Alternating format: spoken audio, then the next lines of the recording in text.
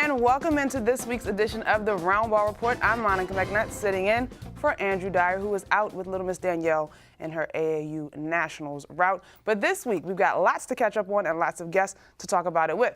We're joined now by Wilson Tarpeh Jr. and Mike Sykes, the creator and the editor of MyMindOnSports.com. Gentlemen, thank you for joining me. Thank you for having us. Thank you for having us. We're so glad to have you here. Now, before we jump into the local charity event, tell us about My Mind on Sports. My Mind on Sports is something I started a year or two after broadcasting school.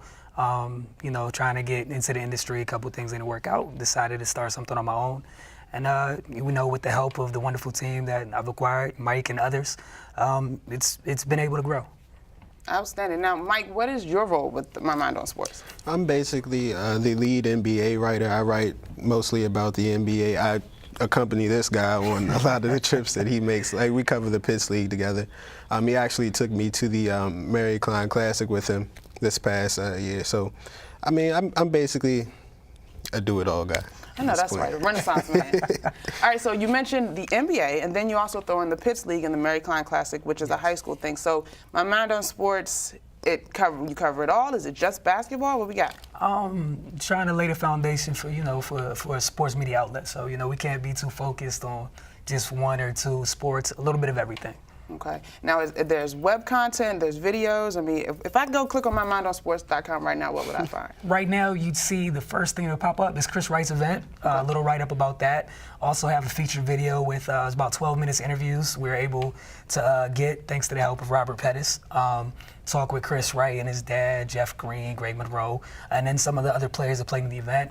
There are also NBA content from Mike and others, some NFL news, NHL. We have a couple guys who have featured columns, the King's Court and General Thoughts. Oh, outstanding, outstanding, guys. Okay, so the vision for My Mind on Sports, you want to be a news outlet. Is there a flair to this? Is it just strictly, you know, the facts as is? Because you know in media now, everybody has an opinion. Right, well, that's kind of the thing. We want to kind of get back to old school journalism, objectivity, where you can share your opinion, but back it up with facts, not just, I'm writing, these are my opinions, you have to take it, you're the reader. No, you don't.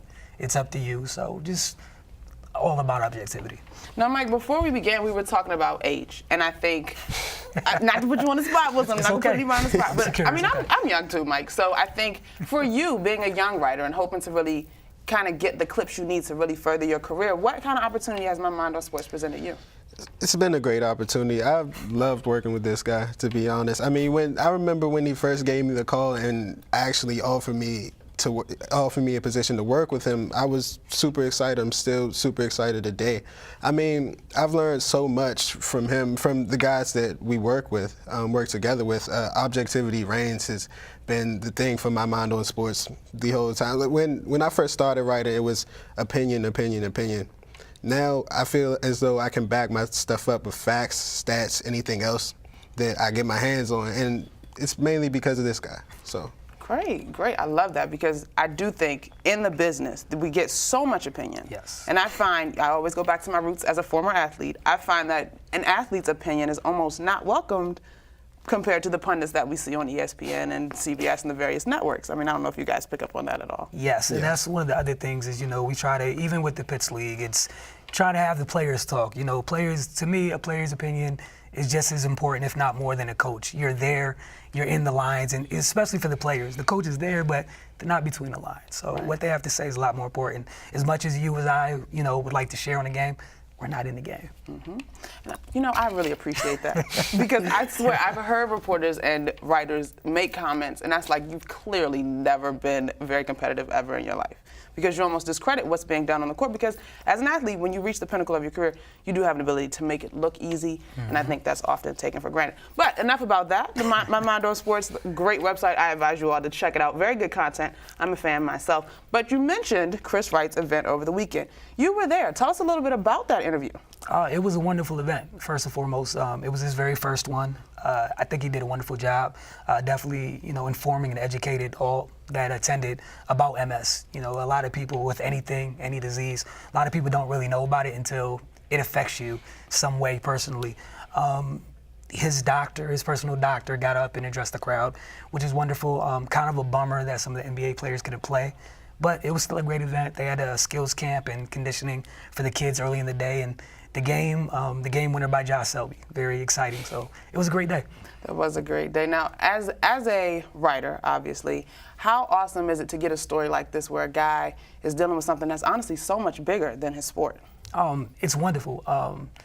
I myself, I was raised, had heart issues as a kid, so obviously it's not the same thing as MS, but just knowing what that's like, the mental distress it puts on you and your family, I could really, kind of, think of the right word. I could feel for Chris and his family when talking to Chris and his dad. So I definitely felt like I needed to be there. I just met Chris this year via the Pitts League, but I did remember, Chris at Georgetown, and then there was a gap where you didn't hear about Chris, and now I know. Mm-hmm. It's a great story. Now, Mike, a lot of folks in there, young folks, do you think that the information got across, besides enjoying the game, which I got to admit was fun to watch and was a thriller, do you think that the information got across? I actually wasn't there, but from what he told me, it really did. I think to have a lot of the younger kids there, I think that really means more than just having people come out, because you really want to educate young people about MS and what the causes are and how to just get better, and just educate them about the struggle and the hard work that Chris has put in to be where he is today. I mean, to be the first player in the league with MS and actually be good, because Chris is good.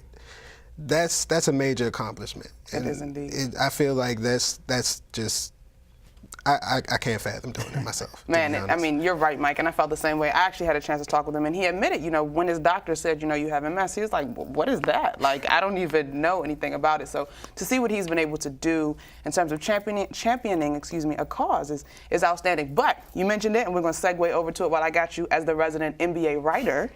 What do you think of the draft?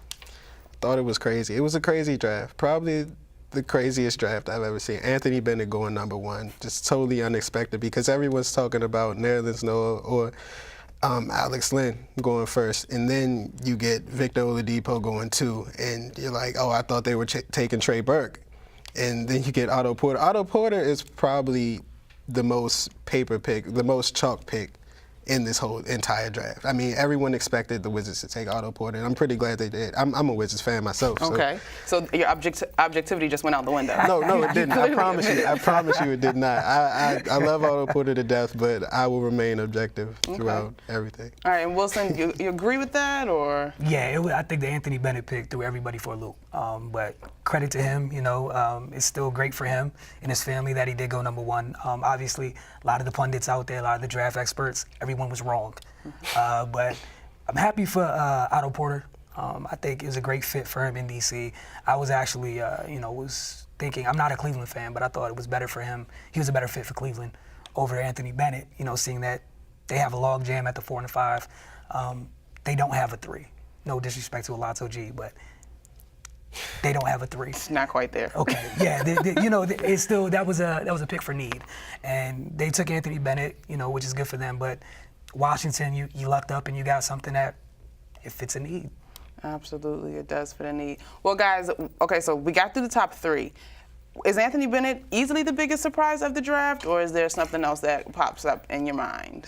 Wow, I would definitely have to say yes there. I mean, you can kind of throw in the 76ers in the Pelicans trade of Drew Holiday for Nerlens Noel and a 2014 pick, but Anthony Bennett, I did not expect that at all. I mean, my jaw dropped off of my face. But okay, Mike, but you've been writing for 4 years? 4 years. Okay, so 4 years isn't Greg Oden #1 pick, is it? Was Greg Oden in there in the last 4 years? It was right outside. But what I'm saying is it?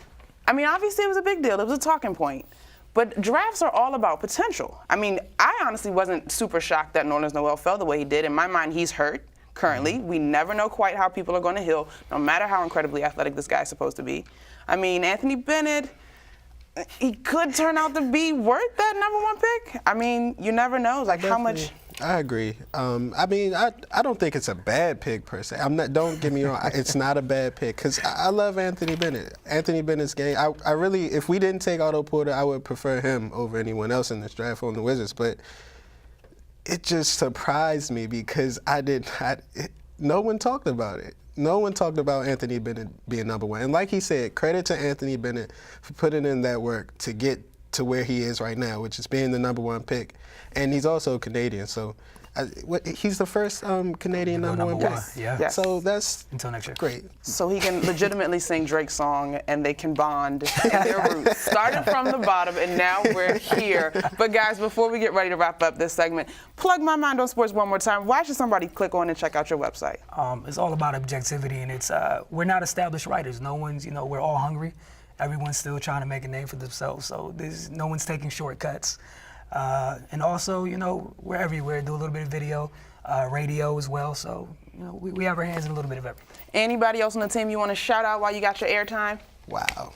Can I do this? Let me do Please this. do. Shout out King Edward, Eddie McDonald, Samar Gaines, Mike Patton, my role model, idol. Just all the guys, Javine, Rob, John. You guys are great. I really appreciate everything you guys do, and I've loved working with you guys over these last few years. Oh, Mike, you almost made me look terrible. But this is a sports show. There's no crying in sports tonight. Well, thank you guys for joining us. Wilson, Mike, best of luck.